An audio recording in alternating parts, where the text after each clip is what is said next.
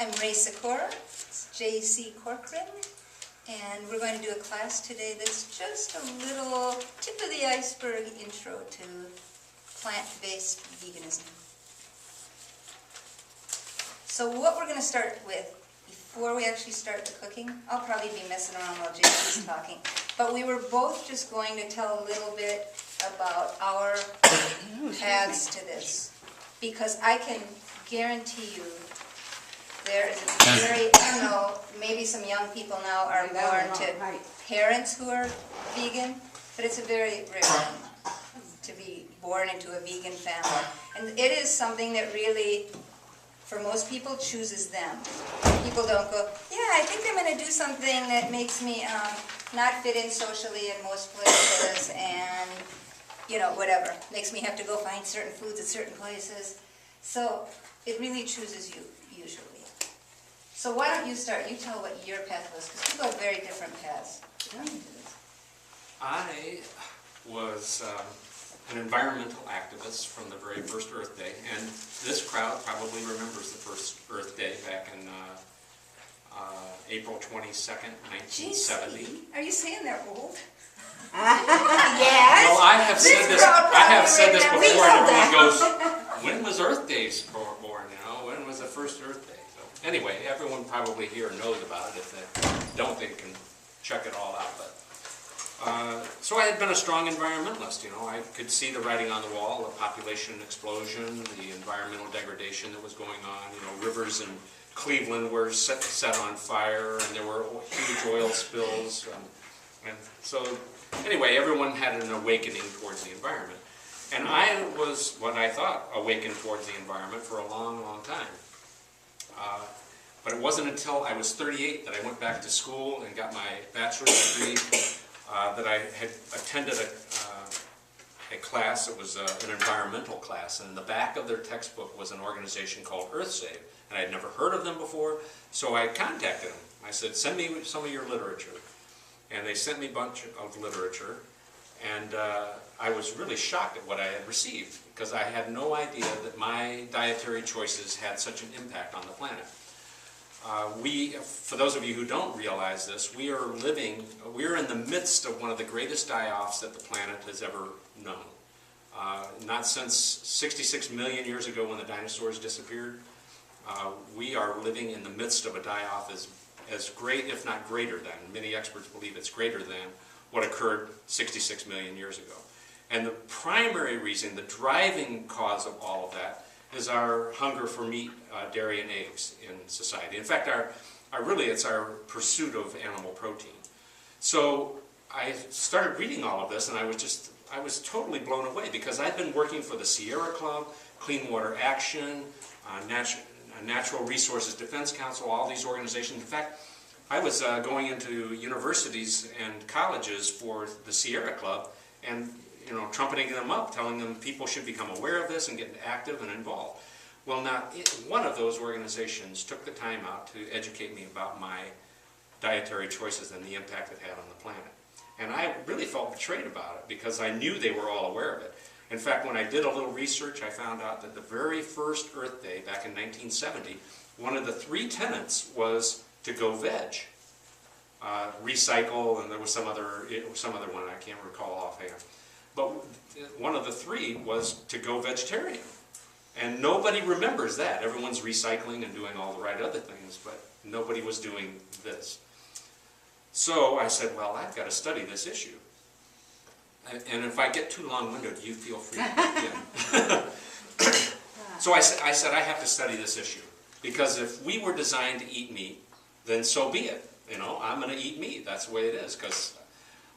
However, at the age of 38, I was already had a nice spare tire on me. I was at 200 pounds. My face was puffy. Even though I was playing softball 3 days a week, I was running every other day, and I was weightlifting, I had myself one nice spare tire on me. And I'm going, well, I'm doing everything right, possibly, I thought. So I studied the issue of health. And lo and behold, I was shocked to find out that if I switched to a plant-based diet, that I could improve a lot of health issues. Did you already say what you were doing for a living? Huh? Did you already say what you were doing for a living? I guess I hadn't. for those of you who don't know, I'm a retired fire captain, paramedic, and I got my bachelor's degree in emergency medicine. I'm a certified fitness instructor, and I'm certified in living foods. So I had this huge history, having been a paramedic. I was watching these people who were literally dying at my feet from, overusing this fork and eating the wrong foods, and that includes processed foods that are maybe even plant-based foods. So anyway, we'll get a little bit more into what's healthy and what's not so healthy in this diet. But in my evolution, I said, well, I find out what the issue is, if it's a healthy thing, and I found out it was. And many disease processes that have been going on in our bodies can be reversed immediately if we switch to a healthy plant-based diet. And I want to stress, a healthy plant-based diet. So I made the switch, and within 3 months I lost 20 pounds. And that was despite the fact that I ended up with a knee injury that kept me from playing softball anymore or running.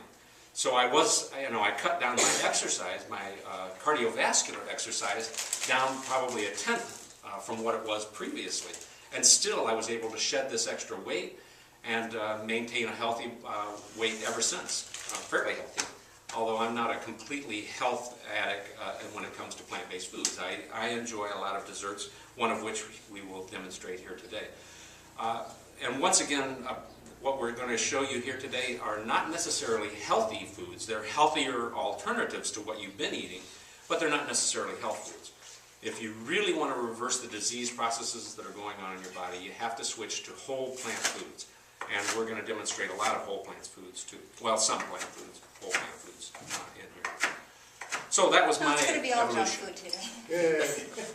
That's what? I said it's going to be all junk food. It's all junk food? Well, it's not so much. But what it is it's familiar to you. It's what we call a transition food. You'll get accustomed to eating some of these foods and help transition towards a whole plant-based food diet. And sometimes we include these foods in our diet regularly. So you want to chime in with what your history has been and what brought you to... I can talk a little bit first, though, about the stuff we're using today. Like you'll see in the recipes you have, 2 of them call for tofu. And I just want to say for like the people who go, no tofu, the tofu folks, we rarely buy tofu. We rarely do soy products. We don't do a lot of soy, we do some. But, I don't know, we just hardly ever buy tofu. But I wanted to include those 2 because most people don't really know. We do occasionally buy this. Yeah, we do. Which is a baked tofu, and they're flavored usually. You can get teriyaki. This yeah, so one's you can make savory sandwiches flavor. with it. You can make sandwiches, so it's a very simple. Is that the, what is it? It's Trader Joe's, and it's a marinated baked tofu, so But it's you can already find baked this. and ready You can to find go. this in a lot of grocery stores, I think, of this type of thing. So some of, like the recipes that you're seeing today, like I had to buy this special because I normally don't use sugar. This is JC's recipe, and I'm going to take your emails before you leave if you're interested in other recipes, because I have a recipe for chocolate pudding that's very different from this one, and so I've never done this one before, so I'm going to experiment with it. So just so you know that, I'm making these, but we rarely use tofu, and people will ask, like I was going through the airport in Ithaca, and people are always asking questions, especially if I'm wearing one of the t-shirts that JC makes me wear about veganism. And so I was going through the airport in Ithaca, and I had this little vegan shirt on, and the woman at security stops me, and she said, what do you do for protein? And it's this myth in society that we should worry about protein. There aren't people who are suffering from the disease that is lack of protein, which is called kwashiorkor, which nobody's really actually ever heard of. But all worried about it. Everybody's worried about it, but it's not really something to be concerned about. So this woman at the airport, she says, what do you do for protein? Which people often ask me. And I say, lots of things, mushrooms, broccoli, fruit, all of this has protein. And mother's milk is about 5% protein. All of those things I mentioned have more than 5%. Most foods have more than 5%. And that 5% of mother's milk is meant for growth. So it's not really a concern. Protein isn't a concern. It's a satisfying food, though proteins tend to satisfy people. Carbohydrates and proteins, we love them. But you can do anything, you know, you don't have to be a bean eater, you don't have to be a tofu eater. I brought some of these things just for folks to look at afterwards. It's some of the products that we use a lot. Obviously, there's like an almost empty bag of that. So it's some of the things that we use quite a bit, but mostly fruits, vegetables, grains, beans, mushrooms. That's most of what we eat, you know, and a lot of very fresh vegetables makes up And most green of what we smoothies. eat. And whole grains. We don't use white rice, we don't use white flour. That doesn't mean that they aren't vegan, we just try to do the healthier options in them. So we always And use that's whole worth grains. mentioning about the white flour, white rice, these things. They will raise your blood sugar immediately, just like sugar will. If, you know, raw sugar, if you have potatoes, you know, plain potatoes and white rice, processed foods like that will raise your blood sugar, and then that'll raise your insulin level, and that'll drive your hunger. So a lot of people who actually put on weight are really nutritionally deprived, and your body says, I need to eat more to get nourishment. And you know, you typically are eating the wrong kinds of foods to get that nourishment, and so therefore your body's saying, hey, I'm not nourished yet, eat more. And so we're, you know, many times we're, as a society, we're eating at the wrong places, or eating the wrong foods in order to get the nutrition. You had a question. Well, I was just curious why you don't eat much soy product? Is there a No, there's no reason? special reason. Oh, okay. I just try to do everything in moderation. And a lot of people who choose to eat a plant-based diet will suddenly stock up on all these soy products. And I don't think it's good to overdo anything like that. So that's the only reason. I mean, there have been some in the press, you see sometimes where people are researching and saying that soy is bad for you, but you find just as many articles that say it's fantastic for you. And there are long-term studies in China and Japan and places where they eat a lot of soy that it's fine. It's really fine. And the less processed that you get, the better. Tofu is not too overly processed, but tempeh is a wonderful product. It's a fermented soybean, and you can get those at your grocery stores too, and they're wonderful. I don't think we brought any of that, did we? No, we didn't. So I'll just briefly tell my path to this quirky vegan life. I was known as the animal lover in our community, and they'd say, oh, call the animal person. There's a snapping turtle in the driveway, call the animal person.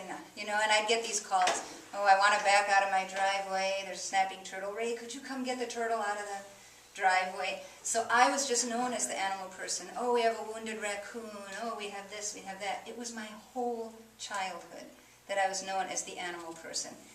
And then when I was 15, I walked into a leather shop with a friend.